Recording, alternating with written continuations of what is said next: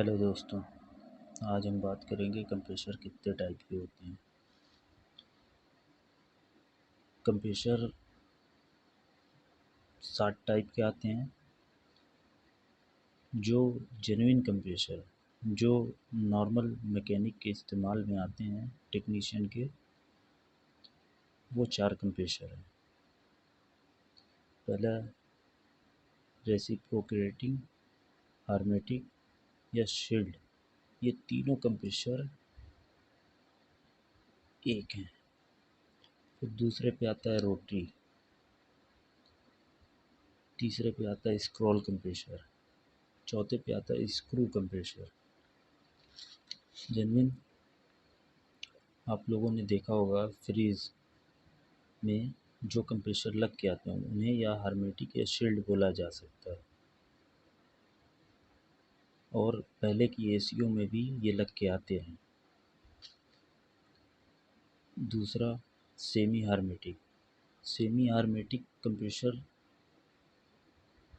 हार्मेटिक और open compressor का hybrid version है।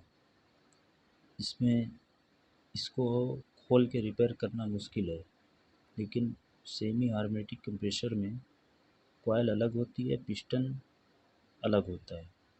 इसमें नट बोल्ट खोल के दोनों, इसका कॉइल और इसका पिस्टन चेक करके बदला जा सकता है। और तीसरा कंप्रेसर होता है ओपन टाइप। ओपन टाइप एक तरीके का सेमी हार्मेटिक का ही सिस्टम है, लेकिन इसमें जो कॉइल अंदर लगी होती है हार्मेटिक की तरह, वो अलग होती है, मोटर लगी रहती है।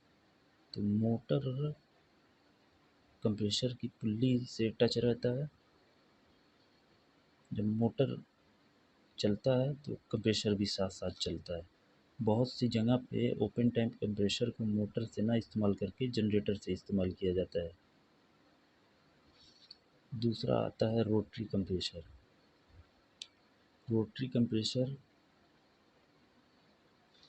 नॉर्मल जो कंप्रेसर आते हैं उनका आरपीएम 2850 आरपीएम होता है। ये करंटली एक ही आरपीएम पे चलते हैं। ये कंप्रेसर मशीन में जब लगते हैं चलते समय, ये सिर्फ 2850 आरपीएम से ही उठते हैं, 2850 आरपीएम पे ही बंद हो जाते हैं कूलिंग पूरी करने के बाद। लेकिन इन्वर्टर टाइप रोटरी कंप्रेसर जो आते हैं, इनका आरपीएम 800 आरपीएम से स्टार्ट होता है।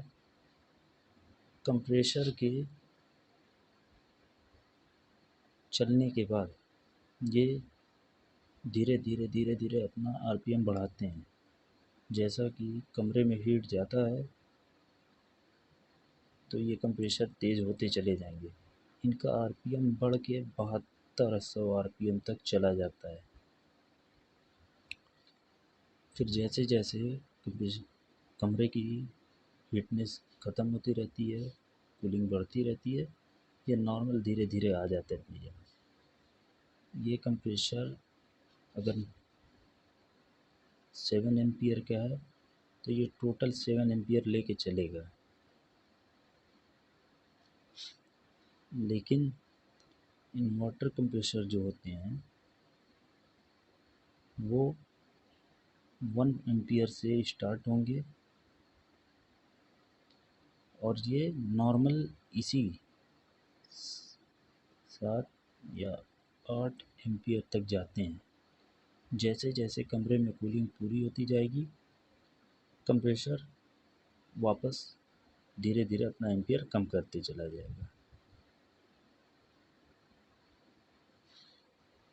इन दोनों में खासा फ़र्क कुछ नहीं होता है। अगर कमरा ज़्यादा हीट है तो इसके और इसके बिजली कंजप्शन में कोई ख़ास फ़र्क नहीं आएगा।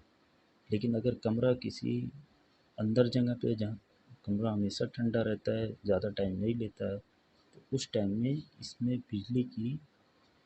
बिजली की बचत होना है। लेकिन ये हमेशा 1 एम्पियर पे चलता है।